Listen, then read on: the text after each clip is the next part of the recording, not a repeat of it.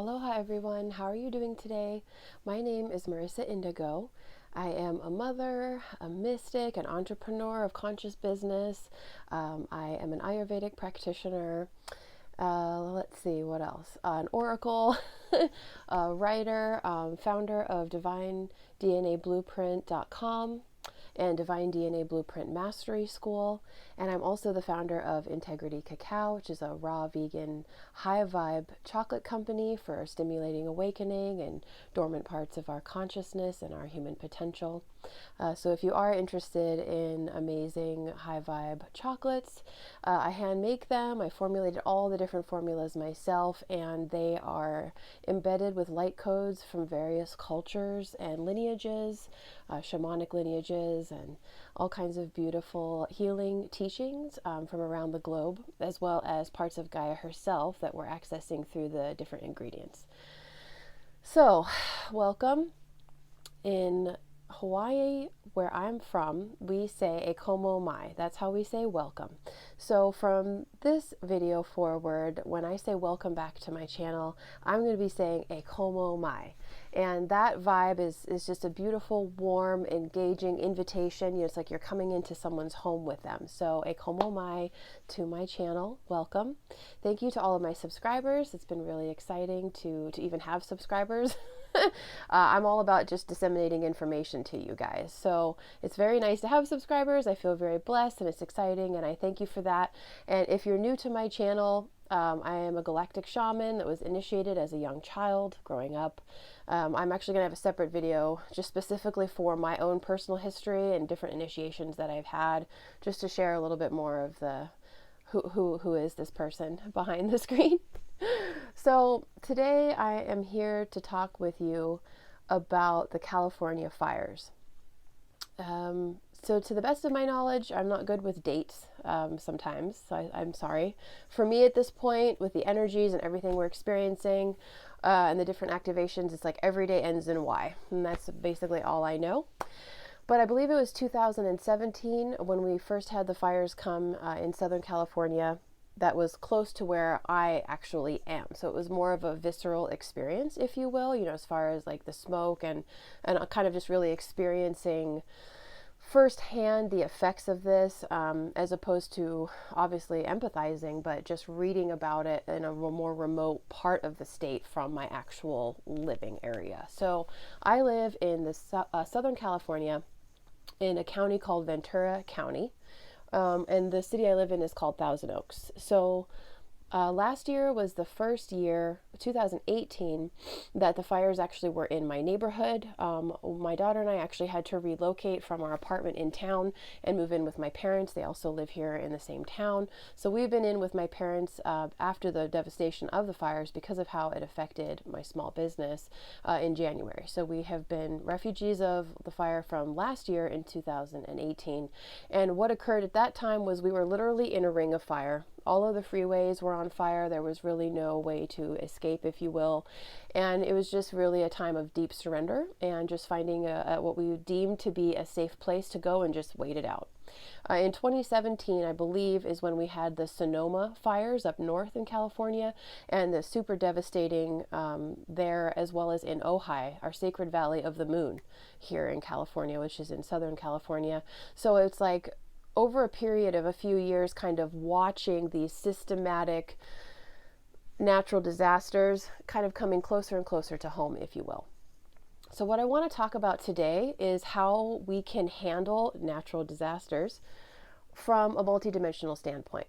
Now, there certainly is a huge difference between experiencing Mother Gaia or Mama Nature herself, you know, flexing, whether it's some kind of a natural occurrence.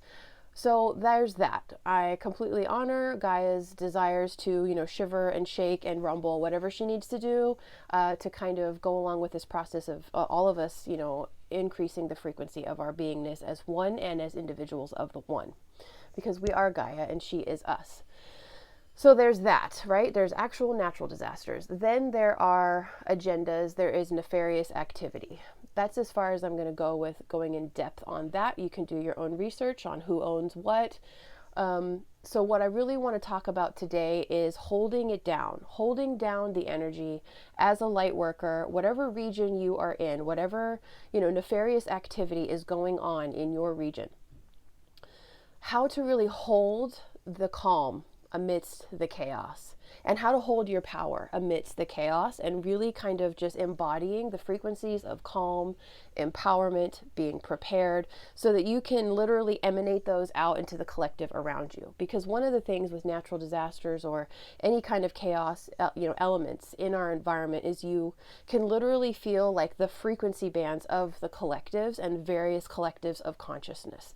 And it's like, I see it kind of like these like streams, or layers, almost like maybe like jello layers or something, of different frequency bands or streams of consciousness. And some of them are emotional, and there's all kinds of levels of that. So what I would like to talk about is, I have to breathe because this is such a deep topic, and this is really important for all of us to hold this for ourselves so that we can be of assistance to ourselves and others. When there's a natural disaster or any kind of chaotic element, I would say the first step is, yes, some fear might arise, and that's okay. That's completely natural. We have an animal body, right? So it's going to have a little bit of a elicited fear response in the limbic system. So, acknowledge it, right? Oh, yeah, okay, this is a little freaky.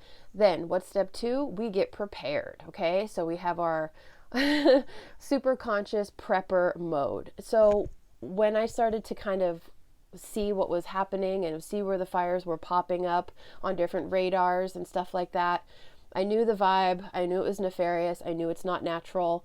They're already, earlier in the week, last week, in early October, they were beginning to prep the mass consciousness for fear and chaos, PG&E was, by saying, oh, we're going to anticipate fires, so we're going to shut off your electricity. And I know Northern California, I think it was like almost 1 million people, and they started kind of giving text messages to Northern California 48 hours before, 24-hour before, notices that they're going to be shutting off the utilities to prevent the fires. As soon as the utilities are shut off, the fires pop up. So that was Northern California. For me, where I am in Southern California, the memos started coming in on Tuesday and Wednesday. So I was getting text messages saying, be prepared if you have medical devices and all these different, things to take care of it, because we're turning off the power. So I got a 48-hour notification via text, and then a 24-hour notification via text and phone. So I did not want my power shut off, and I did a lot of research, and I was really grateful because the city of Thousand Oaks was one of the few in the area of the Conejo Valley. That's another name for where I live, the Rabbit Valley. Thousand Oaks wasn't affected by the power outage, which I felt super blessed. So that was like the one thing where I was like, I'd really like to maintain power, please. That would be great. If not, sure, okay, I trust the process. We can do it. I have all of my different things. We've got candles, and we've got like solar lanterns for camping, and camping equipment and propane and all that. We've got water. Last week Spirit told me to get water. So go into prepper mode, and maybe even think about going into it beforehand so that you have your go bag. So you can look at it more as an adventure, as a lighthearted adventure. You're prepared. That's all you need to know. And if you got to go, you're ready to go, right? There is a great deal of comfort in that, empowerment in that. And, I'm a mother. My daughter is 10 years old. So, she started to get a little concerned. And I said, no, baby, there's nothing to be worried about. We're just prepared. Okay, we're going to go back to bed now. I went and I filled up the car with gas and packed up the car with all these different go bags for us. I made sure I had everything for our cats. So there's a great deal of empowerment and peace with being prepared. So that's the first step, because if you're prepared, it's all good. There is no element of chaos for you. That's the whole game here, is that there are these, I keep saying the word nefarious, diabolical elements here that are not indigenous to here, that are trying to feed off of our fear and our panic. Look into it. It's called looshing. So the most important thing is to hold the peace and the sense of empowerment, the sense of your magnanimous connection to your source and how beautiful and divine that is all the time now. We really are being challenged to hold this truth and knowledge all the time, but particularly in times of chaos like this. So for me, that's step 2. So kind of acknowledge, okay, yeah, we may have to, run. Okay, cool. What do we want to take? What do we need? Number 2, get prepared. Number 3 is just chill on it. Chill on it, be aware, kind of monitor activity around you, commune with your source, meditate, be present with your friends and family, reach out to anybody. And for me, what I will do is I will remotely, kind of send out probes of all of the different communities that are being affected to this, and I will meditate on them being safe, them knowing that they are safe and divinely protected. So this kind of brings in the element of ritual and prayer and invocation and rebuking, if you will. And you can do this any way that sits well with you. But me, I really like to use the triple grid, which is an incredible system that was channeled by this wonderful woman, I think Tashi Ren. She was channeling Archangel Ariel. The book is called What is Light Body? And there are a ton of incredible invocations for various scenarios, whether it's invoking different rays, divine rays of color, or in this instance, the triple grid. So the triple grid system is very powerful for literally working with the grids of wherever you are. It's not used for people. You never want to try to control or alter people, but you can use this to invoke the divine protection of Archangel Michael, of unconditional love and joy and beauty and light and his legions of light. And you can literally regrid, and then they say regrid click or regrid spin, reverse the grid. So what you're doing is you're spinning out adverse forces. You are literally spinning out of the grid with the assistance of the divine destroyer forces for the good that are service to others, not service to self. You are literally helping to assist the divine by being a conduit for it here as a light worker, holding that vibe down and spinning out any chaotic elements, any fear, any of the denser frequencies or emotions that are being used to manipulate and control. So essentially, I'm always working with the forces of light and service to others and purity, coming from the heart space, using my own toroidal field with heart chakra blown wide open, invoking, peace and purity, and that the only presences that are truly in alignment here are those that are pure, of love, of service. So those are just some tips I wanted to share. I just wanted to share my experiences, and I just wanted to say it is so important. It's important to be informed. It's important to know who your enemies are, if you will, and so I was definitely a struggle for me on Wednesday morning to come outside my house. There's no wind. Okay, this is 6:30 in the morning on Wednesday. Nothing. And there's a mist everywhere. So you want to look up dew, D-E-W. And I had to drive into LA 3 hours later, not quite 3 hours later. It's like 9:14 in the morning, 9:20 in the morning. I'm getting on the road. I have to drive into LA to purchase some raw materials for my chocolate company because we're prepping for the holidays. And there's just this heavy, dense, metallic mist that is very persistently hanging out, despite the fact that at 9:14, the winds just came up out of nowhere. So that was aluminum. That mist was aluminum, and it's a neurotoxin, it's a carcinogen, it's all kinds of things. So, my daughter was sick that day from it. She was dizzy. As I was driving into LA, this is a 3-hour round trip, just to get into LA to pick up my supplies. I'm driving and I feel like I'm in a dream, kind of almost like really detached. And I was just like, this is interesting, and it was 10:10. So at that moment, I wasn't thinking, oh, it's this, metallic poison all around us being sprayed on us to help assist the fires. I was thinking, oh, maybe it's the portal, it's Galactic Center, these things happen. I come home from my errand, and even my mom was feeling very out of it and very under the weather. She had to lie down.